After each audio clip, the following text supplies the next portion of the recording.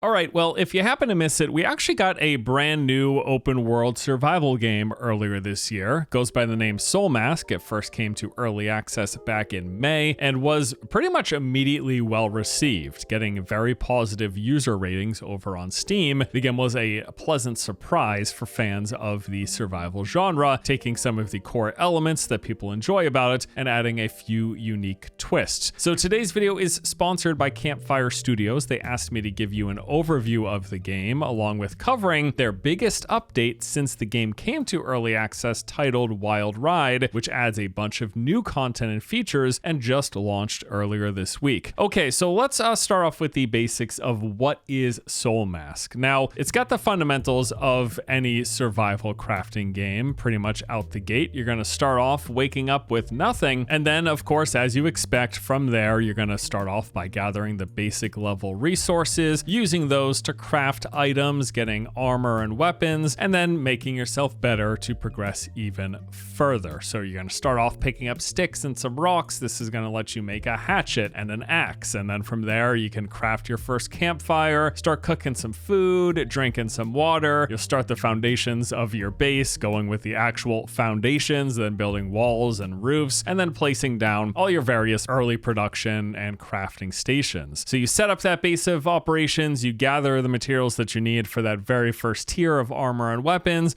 and then from there you can head on out. So what are you doing? Well, you're pretty much starting off heading out into the jungle and fending off the wildlife as well as other NPCs, hostile NPCs. You're gonna go out, clear these various camps. These will range from some tiny outposts to much larger villages full of enemies, and even things like caves with bosses and dungeons and large temples for you to take on. Pretty cool stuff. And after going out on your expedition, clearing some enemies, gathering some loot, you're gonna head back to your base, use all of those materials and the things that you found to upgrade and craft and make yourself better weapons and armor, and then head back out adventuring again, continuing that loop, going through that process, leveling up, making yourself stronger while accumulating resources and items to make you more powerful as well. In terms of the combat itself, when you're fighting enemies, it's got a basic action combat system, and it pretty much just all revolves around whatever particular weapons that you're using. The game has a variety of weapons, each with their own attack patterns, their strengths and weaknesses. You've got a light and heavy attack for every weapon type. You also have specific weapon abilities, like the spear you can throw towards enemies, hooking into them and then allowing you to pull them back towards you. Or you've got things like the greatsword, which will let you do this, what's essentially a whirlwind spin, hitting enemies in a large arc. And then you also have defensive options with a block, a parry, and the ability to dodge. You've got perfect timings for perfect parries and iframe dodges that you can use to try to avoid enemy damage. And then of course there are survival systems in the game. You've got food that will heal you and provide buffs like increased health or HP regen over time. There's thirst with water mechanics, and in this game, if you happen to get too low and become dehydrated, you actually run the risk of passing out, literally just falling to your knees on the ground. They've got cold mechanics where if you get too chilly, you're going to start to move really slow. There's also things like heat and radiation and poisonous regions with certain caves and swamps. So all sorts of debuffs and various survival mechanics for you to pay attention to while you're going through the process of gathering and fighting. Now, in terms of progressing through the game, it actually pretty much entirely revolves around this main story quest that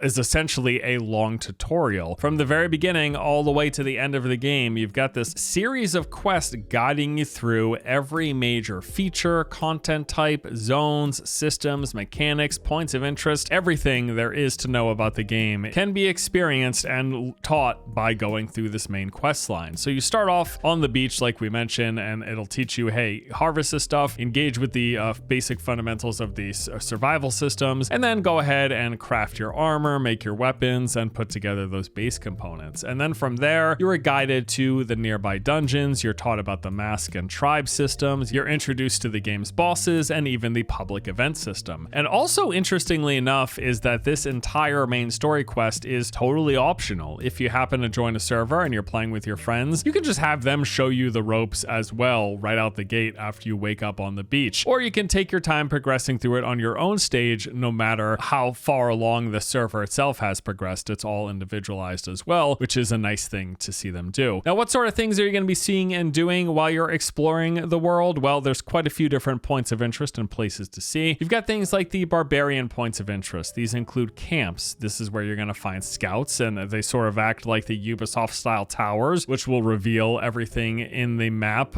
in a certain parameter. You've got barbarian barracks, which are larger points of interest. They usually have some sort of a mini boss or a multiple at the end of them. And then barbarians can also show up in some of the game's ancient ruins or the larger outposts that you'll find on the map. There are ancient ruins, which these two will vary in size. They're going to have a pack of animals or maybe some sort of an elite defending them. They can also have barbarians or tribesmen there as well. There are pits and caves. These are usually where you're going to go to farm specific types of ore like copper, iron, or even salt. There are going to be enemies in there, and in terms of how many, it's all going to really depend on the size of the pit. There are multiple ones. You'll find small, medium, and large pits. As you presume, the larger the pit, the more enemies and the more dangerous ones you might happen to find inside. You've got the mysterious teleporter. This is the game's fast travel system. It's used to teleport around the map. There are many of these all throughout. You've also got these ancient ruin dungeons. These are much more elaborate dungeons, and they usually start out with some sort of a tribesman or animal enemies in them. And then as you go deeper into this like ancient mechanical space, you're going to find different types of robots in there. Some will have melee, some will throw things at you, others will even be shooting lasers. And while from what we've seen, the enemies in these ancient ruins aren't very varied, it does seem like the layouts and entrances to each one of the ruins are rather unique. There's a few other points of interest and locations you should know about, including the pyramids with boss fights and mask upgrades. There's barbarian fortresses, which are even bigger and harder barbarian camps. Holy ruins, which are similar to the ancient ruin dungeons. There are big, medium, and small dungeons. These are sort of like the teleporters you find, but they're tied to an instance dungeon. Then there's the ancient tablets.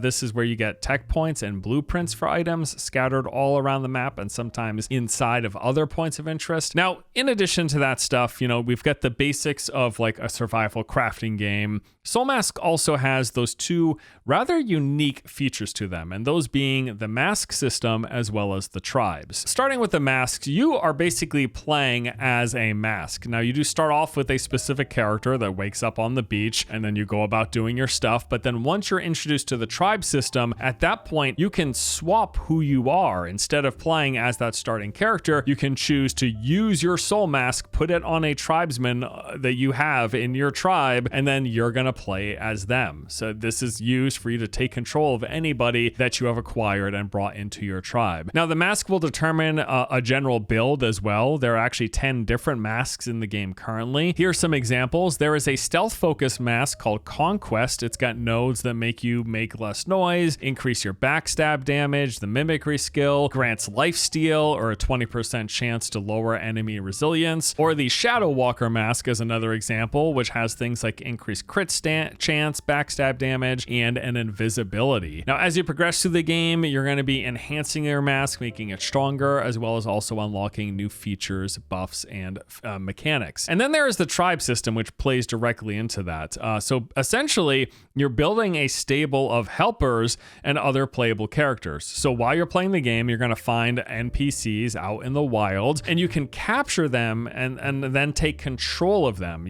So when you go out to different camps and you find tribes people, once they get low on health, you're actually able to just take full-on control of them. Then if you got to mend them back, you got to like bring them and have them lie in bed and feed them. But once that happens, they then join your tribe. And then from there, there's a whole host of things you can do. You can put them straight to work, asking them to harvest resources. You can say, hey, go over to this location and harvest trees or harvest stone or just pretty much gather whatever it is that you want in whatever location you want. The game actually has you set up these different pings on the map, and that will be actually where one of your tribesmen physically goes out, gathers the stuff, and then brings it back to your base. Or you can have them stay in your base doing things like working at specific crafting stations. So rather than sitting there turning wood into lumber yourself, you can have one of your tribes people do it. Just say, hey, work at the station, here's like 1,000 wood, turn it all into lumber, and that's what they're going to do until you work through all of it. Or you can equip them with some really good weapons and armor and ask them to defend your base, or ask them to follow you out into combat, or just take full-on control of them, because just like the main character, they have their own stats and proficiencies as it relates to to both combat and crafting. You're often going to find some very strong tribesmen out in the wild who you will want to take control of, whether it's for bringing them back because they're really good at harvesting, really good at crafting, or really good in combat. And if they're really good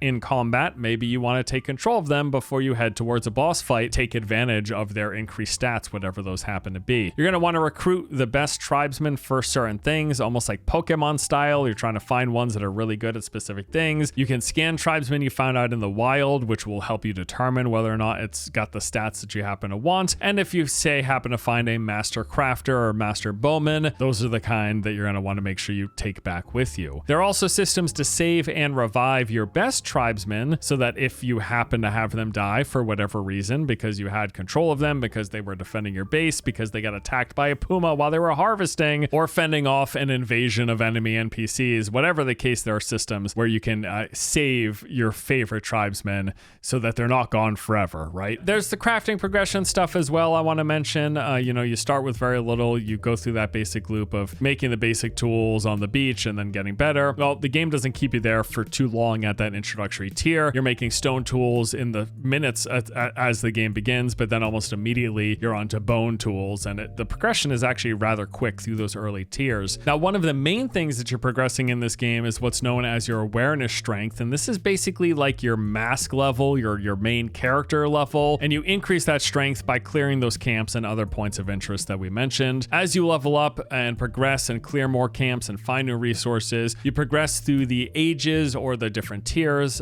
starting with stone and then moving on to bone, bronze, iron, steel, and finally enhanced. And the game, I would say, does a pretty decent job of not overwhelming you in that first tier. Instead, every tier that you increase becomes more and more complicated, which eases you into it. Rather than inundating you with a super complicated stone and bone tier, it gets more complicated as you progress, and it starts off pretty simple. So you start with just a bonfire in the stone tier, and then bone requires you to start using things like the butchery and the tannery. But in order to progress to bronze, you're going to start to get the smelters and the looms. And then each tier requires more and more professions, leading to expensive gear later on in the game with more things for you to juggle in the process. And then eventually you work your way up to having a really large base. You've got a ton of tribesmen who are working for you, many moving parts here, so that you're going to have the different tribesmen managing all the different things, the crafting and refining stations, harvesting resources, defending your base, coming out with you to aid you in combat, even eventually getting to the point where you're like managing wind turbines and for powering certain stations and stuff like that. Now, as for my general thoughts on the game, starting with the pros, I think just the whole gimmick that the game centers around being the tribe system is rather interesting. Not only the fact that you can capture and control tribes people playing as the ones that you have better stats or whatever that you're preferring, I just also like the whole automation mechanic. Like, you'll be in base and you'll just see everyone in your tribe going around doing stuff, harvesting resources, working at stations, working on defense. I think it's just a really neat system, and it's cool to see it play out in action. Also, there's quite a lot to do in terms of progression with all the tiers to work through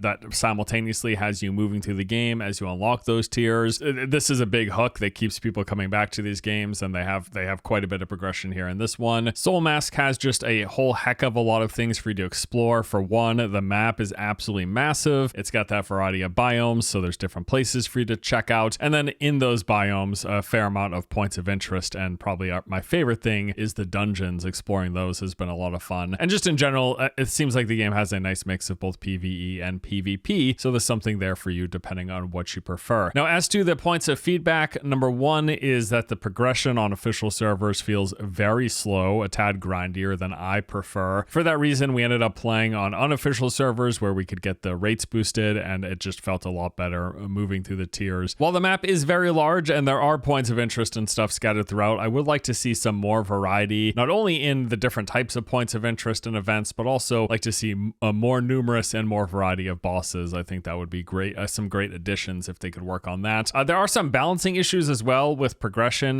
be it the enemy difficulty in PvE or PvP. Some enemies, for example, are just way harder, like seemingly out of nowhere, you'll get one shot in what's otherwise a smooth experience. So those difficulty spikes, as we would call them, could be smoothed out a little bit. And then finally, something I'd like to see smoothed out is performance. Generally, it ran fine, but there were some instances like during boss fights, or if you have a lot of other people on screen with you at the same time, like a jam-packed server and people are all loaded up into one area, that could cause some dips in performance. So that is something as well that I'd like to see ironed out. Okay, so that is like the basic overview of the game. Now, since they went into the early access release, they had two major updates initially. First, there was the evolution of masks, and then there was the Fantastic Chieftains update. Now, these both added some quality of life improvements along with a handful of new features, which include they added Steam Workshop support, they added some new base building functionality in there, they introduced the Ancient Dungeon Arena game mode, more animal management, as well as a new cosmetic skin system. And then, as mentioned, just the other day, earlier this week on November 25th, they released what they're calling their biggest update so far, Wild Ride. This comes with even more new content, features, and improvements, which include there are some brand new transportation options from the new wild boar and elephant mount types, which also come with mount platforms for carrying people and weaponry on the go. And there's also the new addition of a glider, letting you finally fly across the map. There's some new world events. You got the Predator event, which can be triggered when you kill barracks bosses or open ruined chests. It's a new special enemy that's gonna essentially ambush you. There's also the new neutral arena where you can challenge NPCs to earn rewards. So this is similar to the tribal arena, but instead this one is focused on PvE. There are 4 arenas per level range as you level up in the brackets of 10. And here you're gonna face off against warriors, elites, and leaders, each of which will be getting progressively stronger as you move through the arena. There's also been some updates to the breeding systems with some all new animal companions, including the bison, horned eagle, armadillo lizards, giant tortoises, and more. And they're adding even more new building options, specifically with a bunch of winter-themed decor being included. And that pretty much does it for our look and overview of Soulmask. Quite an interesting new survival crafting game. I mean, I enjoy the genre, and it's always great to get a new one of these, have them come out and have it actually do so well. Again, this game sits at very positive rating on Steam. People seem to really like it. Just a nice new inclusion into the genre. Here's hoping the game continues to get improvements and additions in the coming months, making it even better. So thank you once again to Campfire Studio for sponsoring today's video. If you'd like to check out Soulmask, try out the latest update for yourself, go ahead and use my link in the video description below. The game is also now on sale with a 20% discount from now until December the 9th, so you can make use of that as well. But that does it for today. Thank you as always for watching. Hope you enjoyed the vid. I'll see y'all next time.